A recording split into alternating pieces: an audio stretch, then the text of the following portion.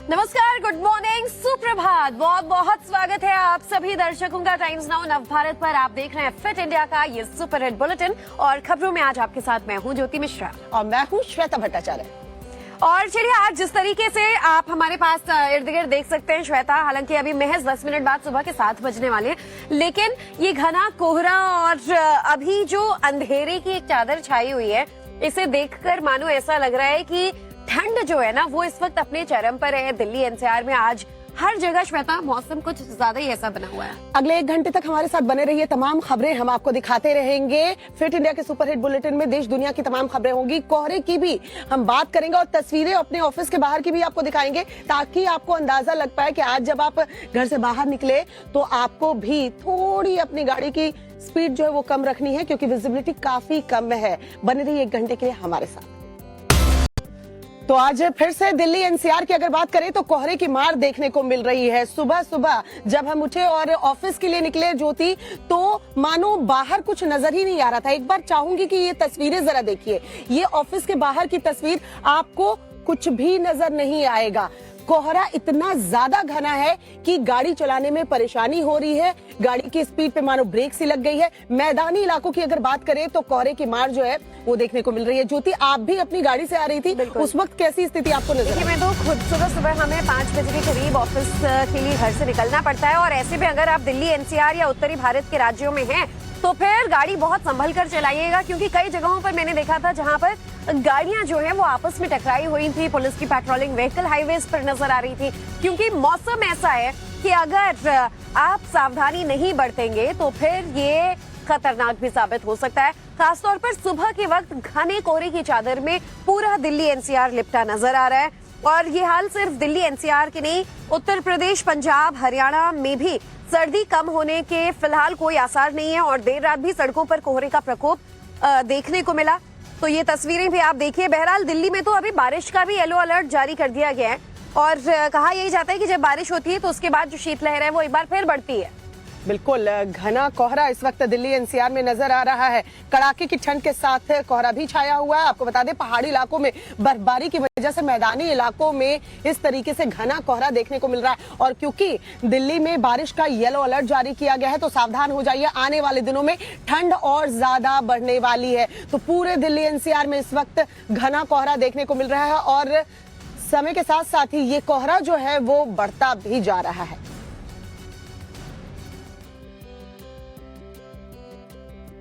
Delhi NCR में कोहरे और सर्दी की मार जो है वो हम आपको दिखा रहे हैं, लेकिन अब आपको पहाड़ी इलाकों में ले चलते हैं। जम्मू कश्मीर से लेकर हिमाचल, उत्तराखंड के कई जगहों पर भारी बर्फबारी देखने को मिली है, और देखिए इन पहाड़ी इलाकों में बर्फबारी होने की वजह से हालांकि जो पूरा एरिया इलाके हैं वो खिल उठे हैं। बिल्कुल, कश्मीर की बात करें, हिमाचल की बात करें, पहाड़ों में बर्फबारी जब हुई है तो सैलानियों के चेहरे जो है वो खिले हुए हैं, व्यापारियों के चेहरे खिले हुए हैं, और वहां की तस्वीर जो सामने आ रही है वो आप देखेंगे तो आपके चेहरे भी खिल जाएंगे। देखिए ये रिपोर्ट। ये अद्भुत, सुंदर और मनमोहक नजारा, आसमान से बर्फ गिर रही है। कुदरत के असीम तोहफे से वादियां गुलजार हो गई हैं। कश्मीर से लेकर हिमाचल में कुदरत मेहरबान है। दोनों पहाड़ी राज्यों से बर्फबारी शुरू हुई तो देश भर से लोग इन राज्यों का रुख करने लगे। तस्वीरें डलहौजी की हैं, जहां बर्फबारी शुरू हुई तो नजारा ही बदल गया। जोरदार बर्फबारी के बाद हर तरफ सफेद चादर बिछ गई। बर्फबारी का ये नजारा हिमाचल की खूबसूरती को 4 चांद लगा रहा है। कुछ ऐसा ही नजारा कश्मीर के ऊपरी हिस्सों में भी देखने को मिला। जोरदार बर्फबारी से कई इलाकों में नदी नाले और झील जम गए हैं, तो वहीं कड़ाके की ठंड से लोगों की मुसीबत बढ़ने लगी है। हालांकि बर्फबारी की वजह से यहाँ सैलानी खींचे चले आ रहे हैं। देश के कोने कोने से बड़ी संख्या में टूरिस्ट हिमाचल बर्फबारी का लुत्फ लेने पहुंच रहे हैं। तो वहीं हिमाचल के कुल्लू से लैंडस्लाइड का ये लाइव वीडियो सामने आया है, जहां रायसन के पास अचानक लैंडस्लाइड होने से कोहराम मच गया। पहाड़ भर-भरा कर गिर रहे हैं और लोग वीडियो बना रहे हैं।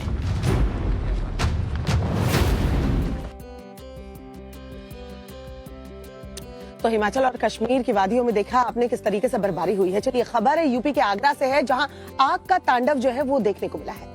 और आपको बता दें इस आग की चपेट में कई मकान भी आ गए। भारी नुकसान की आशंका यहाँ पर जताई जा रही है, क्योंकि देखते ही देखते जो आग है वो इस घनी आबादी वाले इलाके में बुरी तरह से फैलती चली गई। पूरा इलाका आग से धधक रहा है। चीख पुकार मची है, भागम भाग मची है। भीड़ आग बुझाने की पुरजोर कोशिश कर रही है। कोई पानी डाल रहा है, कोई आग के आसपास मौजूद लोगों को पीछे कर रहा है। तस्वीरें आगरा से सामने आई हैं, जहां एक इलाके में आग लगने से कोहराम मच गया।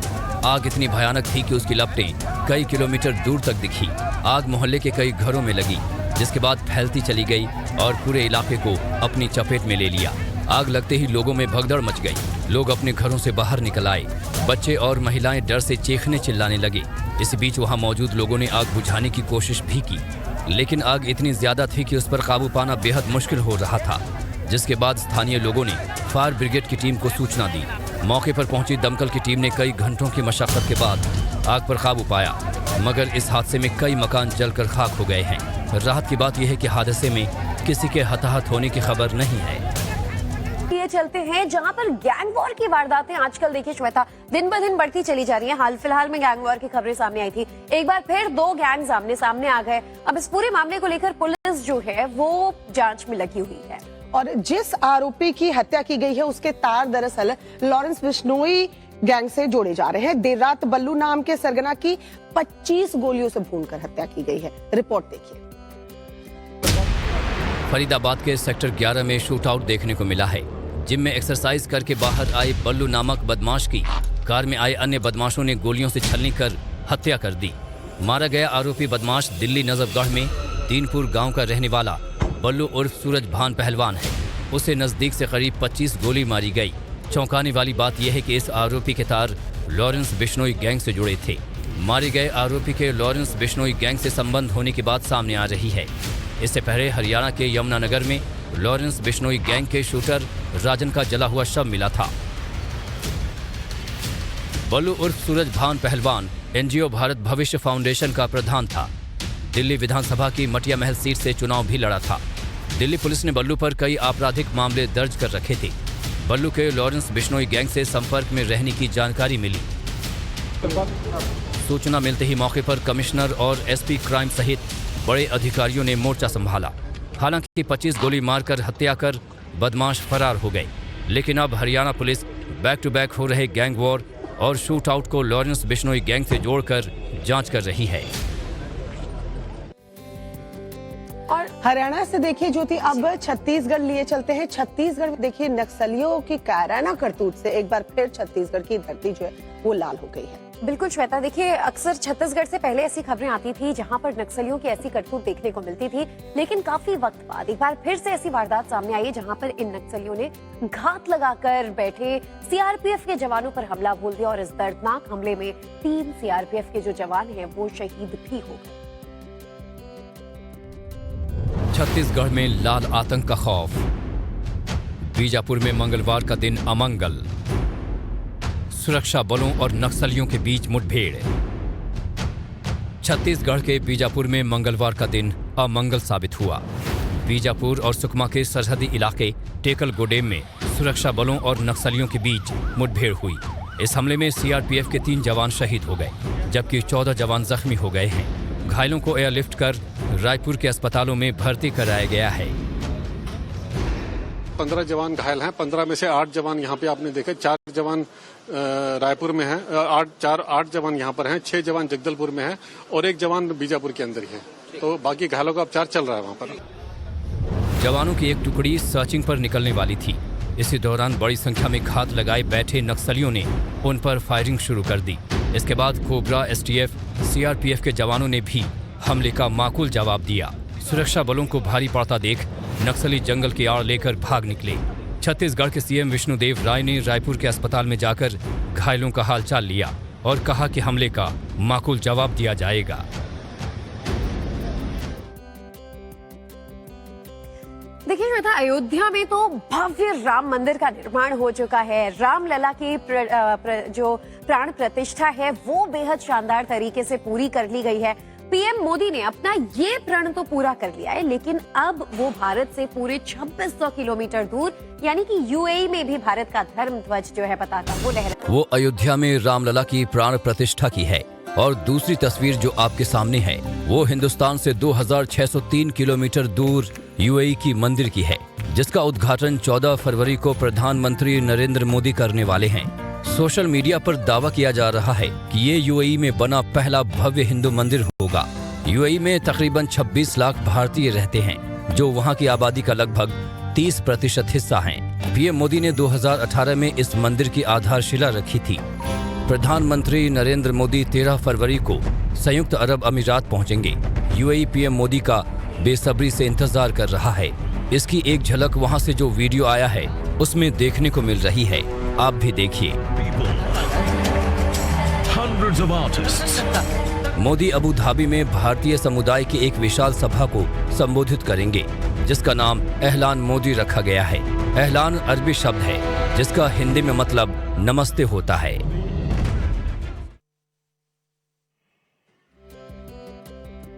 और चलिए बात कांग्रेस की न्याय यात्रा की करेंगे। कांग्रेस की न्याय यात्रा जो है आज पश्चिम बंगाल में मालदा में पहुंचेगी और बड़ी बात यह है कि आज ममता बनर्जी का एक कार्यक्रम भी मालदा में है। तो देखिए बड़ी खबर आपको बता दें, ममता के न्याय यात्रा में शामिल होने की हालांकि अब तक कोई खबर नहीं है। हालांकि कांग्रेस ने ममता को न्याय यात्रा में शामिल होने का निमंत्रण जरूर दिया था। तो एक तरफ पूरी तरीके से अब गठबंधन से किनारा करती नजर आ रही ममता बनर्जी, क्या राहुल गांधी के समर्थन में आज नजर आएंगी, क्या न्याय यात्रा का वो हिस्सा बनेंगी? बड़े सवाल आज यही बने हुए हैं, क्योंकि कांग्रेस की न्याय यात्रा आज पश्चिम बंगाल के मालदा पहुंच रही है। इससे पहले टीएमसी की तरफ से आरोप लगाया गया था कि ममता बनर्जी को जो है वो न्याय यात्रा में शामिल होने के लिए कोई न्योता नहीं मिला है, लेकिन कांग्रेस की तरफ से कहा गया था कि मल्लिकार्जुन खड़गे की तरफ से टीएमसी को और ममता बनर्जी को न्योता दिया गया है।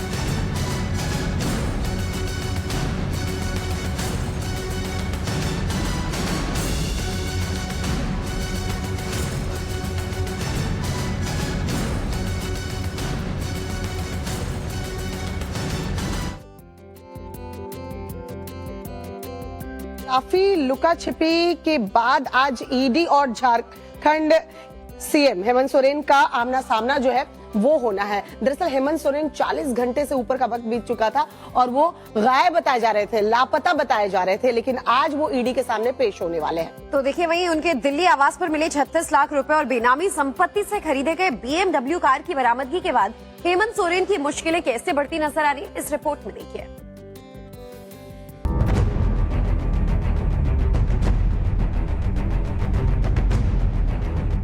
जमीन घोटाले के आरोप में घिरे झारखंड के सीएम हेमंत सोरेन का आज ईडी से सामना होगा।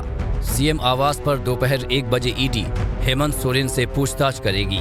सेना की जमीन घोटाले मामले में ईडी के हाथ जो नए दस्तावेज लगे हैं, इसके अलावा हेमंत के दिल्ली आवास से 36 लाख कैश और बेनामी संपत्ति से खरीदी गई BMW कार मिली है।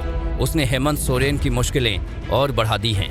हालांकि ईडी के पास हेमंत सोरेन को लेकर पहले से ही कई सबूत हैं, जिसमें डायरी से लेकर कुछ अहम दस्तावेज शामिल हैं। हेमंत सोरेन जिस तरह से ईडी के साथ लुका छिपी का खेल खेल रहे थे, उस पर बीजेपी उन्हें डरपोक सीएम करार दे रही है। अब लापता थे तो कहाँ भाग गए थे, बताना चाहिए ना। अरे जिस राज्य के मुख्यमंत्री पुलिस से डरता हो, सीबीआई से डरता हो, ईडी से डरता हो, अफसर से डरता हो, तो अफसरों से काम वो कैसे करा सकते हैं? तो ऐसे डरपोक अगर कोई मुख्यमंत्री सत्ता में बैठे रहेंगे तब तो इस राज्य का बेड़ा गर्क हो जाएगा। इसलिए अब इनको तो हटना ही चाहिए, त्यागपत्र देना चाहिए, और नहीं तो उनके पार्टी के लोगों को भी कहेंगे कि भाई इनको हटाओ यहाँ से। बीजेपी के हमले से तिलमिलाई जेएमएम ने भी पलटवार करते हुए सवाल खड़ा किया कि जब पूछताछ आज होनी है तो किसके आदेश पर समय से पहले दिल्ली आवास पर ईडी पहुंची। जब माननीय मुख्यमंत्री ईडी को बुलाए 31 को, तो किसके आदेश पे ईडी? समय के पहले माननीय मुख्यमंत्री के दिल्ली के सरकारी निवास में पहुंचते हैं। जेएमएम को आशंका है कि ईडी हेमंत सोरेन की गिरफ्तारी कर सकती है। इसके लिए अब हेमंत सोरेन ने बी प्लान भी तैयार कर लिया है, जिसकी बानगी सीएम आवास पर हुई विधायकों की बैठक के दौरान देखने को मिली। मीटिंग में हेमंत सोरेन की पत्नी कल्पना सोरेन भी मौजूद थी। कयास यही लगाए जा रहे हैं कि अगर हेमंत सोरेन की गिरफ्तारी होती है तो पत्नी कल्पना उनकी जगह ले सकती हैं। तो देखिए, एक तरफ झारखंड में हेमंत सोरेन से ईडी पूछताछ करेगी, तो वहीं दूसरी तरफ बिहार में लैंड फॉर जॉब मामले में ईडी की पूछताछ लालू यादव से तो हुई है, लेकिन अब उनके बेटे तेजस्वी यादव यानी कि बिहार के उप मुख्यमंत्री तेजस्वी यादव से लगभग 8.5 घंटे तक पटना में ईडी की ये पूछताछ हुई थी। जी हाँ, बिहार के पूर्व उप मुख्यमंत्री तेजस्वी यादव से कल पूछताछ हुई। तो क्या सवाल थे और किन सवालों का क्या जवाब तेजस्वी यादव ने दिया और इसको लेकर राजनीति किस तरीके से पटना में चल रही है, दिखाते हैं आपको इस रिपोर्ट में। जमीन के बदले नौकरी के मामले में लालू यादव के बाद ईडी ने उनके बेटे और बिहार के पूर्व डिप्टी सीएम तेजस्वी यादव से पटना ऑफिस में पूछताछ की। ईडी ने लालू से 10 घंटे में जहां 50 सवाल किए थे, तो वहीं तेजस्वी से 8.5 घंटे की पूछताछ में 50 से 60 सवाल किए। पूछताछ के बाद बाहर निकले तेजस्वी पूरे सियासी रंग में दिखे और कार्यकर्ताओं के बीच विक्ट्री का साइन दिखाया। लगभग 8.5 घंटे तक तेजस्वी यादव से पटना के ईडी कार्यालय में पूछताछ हुई है और पूछताछ के बाद तेजस्वी यादव ने जो एक इंडिकेशन दिया है वो बाहर निकले और गाड़ी पर खड़े होकर विक्ट्री साइन उन्होंने दिया है। अब आप समझिए कि किस तरह से ये पूरा मामला राजनीतिक रंग ले रहा है, चुनावी साल है। लैंड फॉर जॉब केस में ईडी की 12 सदस्यीय टीम ने तेजस्वी यादव से पूछा कि जिस कंपनी के आप मालिक हैं वो कंपनी कैसे बनी, कब बनी? जब आप नाबालिग थे तो कंपनी बनाने का आइडिया कैसे आया? कंपनी के बनने के महज कुछ सालों में करोड़ों का ट्रांजैक्शन कैसे हुआ? कंपनी की कमाई का जरिया क्या था? 21-22 साल की उम्र में आपकी कंपनी का मुनाफा कई करोड़ कैसे बढ़ा? 160 करोड़ का आलीशान घर आपने अपनी कंपनी के नाम पर महज कुछ लाख में कैसे लिया? आपने करोड़ों कहां से कमाए, कैसे कमाए?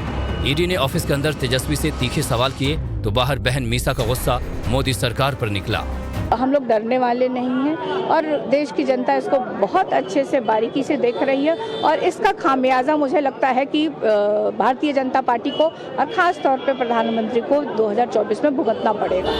पीएम मोदी पर हमला हुआ तो बीजेपी ने भी लालू परिवार पर करारा पलटवार किया। पटना में ऐसे और पूरे बिहार में हजारों बच्चे हैं जिनका लालू प्रसाद जी के परिवार के लोगों ने जमीन लिखवाने का काम किया, इसलिए जो जमीन लिखवाएगा उसको ईडी तो पूछेगा ही। लैंड फॉर जॉब स्कैम में सिर्फ लालू और तेजस्वी ही नहीं बल्कि पूरा परिवार फंसा हुआ है। ये घोटाला 2004 से 2009 के बीच का है। लालू यादव तब यूपीए सरकार में रेल मंत्री थे। आरोप है कि तब पद का दुरुपयोग करते हुए लालू यादव ने रेलवे में नौकरी के बदले लोगों से जमीन ली थी। तो देखिए, बिहार की चर्चा हो रही थी लेकिन अचानक चंडीगढ़ भी अब सुर्खियों में छा गया है। वजह है मेयर चुनाव में बीजेपी की अच्छी खासी जीत होना। बिल्कुल, मेयर चुनाव में बीजेपी की जीत के बाद सियासी बवाल जो है वो मचा हुआ है। ये मामला जो है वो पंजाब हरियाणा हाईकोर्ट पहुंच गया है। आज इस मामले पर सुनवाई भी होनी है। रिपोर्ट देखिए। चंडीगढ़ मेयर चुनाव में बड़ा खेला। आपने खटखटाया हाईकोर्ट का दरवाजा।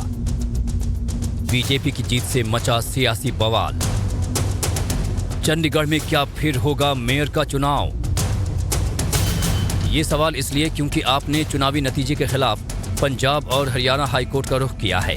आपने चंडीगढ़ मेयर चुनाव रिजल्ट को रद्द करने और हाईकोर्ट के रिटायर्ड जज की निगरानी में नए सिरे से चुनाव कराने का अनुरोध किया है। बीजेपी पर दिन दहाड़े धांधली का आरोप लगाया। सर, ये आम दिन दहाड़े इन लोगों ने इतनी गुंडागर्दी और बेईमानी से आज चंडीगढ़ मेयर का चुनाव जीता है कि अगर इसको पूरे देश ने मिलकर नहीं रोका तो आने वाले समय के अंदर ये देश के लिए बहुत खतरनाक है।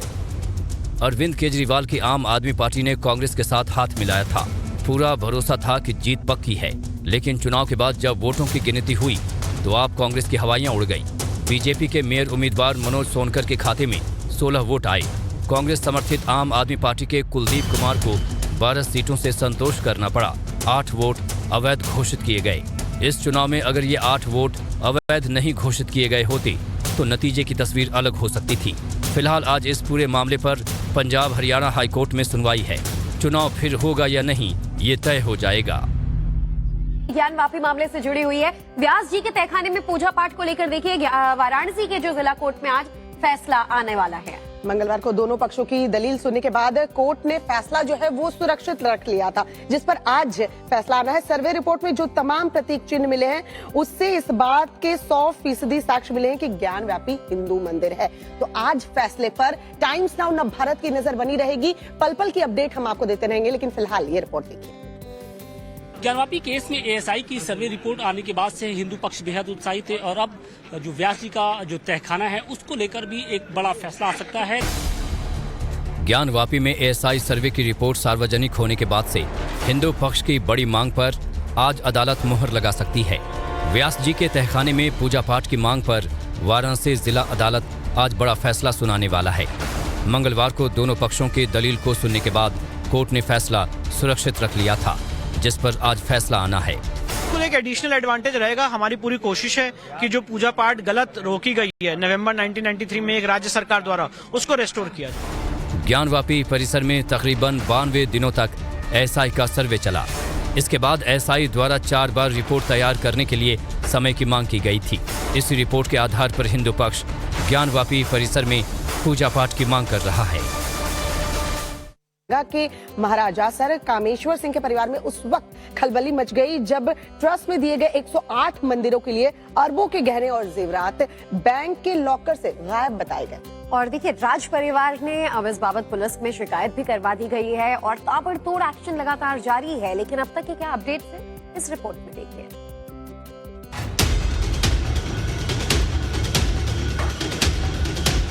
बिहार के दरभंगा में उस वक्त सनसनी फैल गई जब राज परिवार द्वारा संचालित कामेश्वर रिलीजियस ट्रस्ट के 108 मंदिरों के देवी देवताओं के अरबों के जेवरात बैंक के लॉकर से गायब हो गए। इसकी सूचना जब दरभंगा महाराज सर कामेश्वर सिंह के पोते कुमार कपिलेश्वर सिंह को लगी तो उन्होंने फौरन पुलिस में शिकायत दर्ज कराई। ईडी इंक्वायरी होना चाहिए, कौन कौन इसमें लिप्त है, सबको they should go, all should go behind bar. Police ने फौरन इस पर एक्शन लिया तो खुलासा हुआ कि राजघराने के जेवरातों को ट्रस्ट के ही मैनेजर और बाबू ने मिलकर गायब कराया था, फिर एक ज्वेलर को बेच दिया। पुलिस ने रेड कर जेवरात बरामद किए हैं और 3 आरोपियों को भी अरेस्ट किया। रेड्स किए गए, मामले को दर्ज कराने के 1 घंटे के भीतर हुए रेड्स में काफ़ी मात्रा में जो माल बेचा गया था वो बरामद हुआ है। जो स्थानीय एक स्वर्णकार हैं उन्हें हिरासत में लिया गया और पूछताछ की जा रही है, मामले की जांच की जा रही है। फिलहाल बैंक से गायब हुए राज परिवार के जेवरात को पुलिस ने बरामद कर लिया है।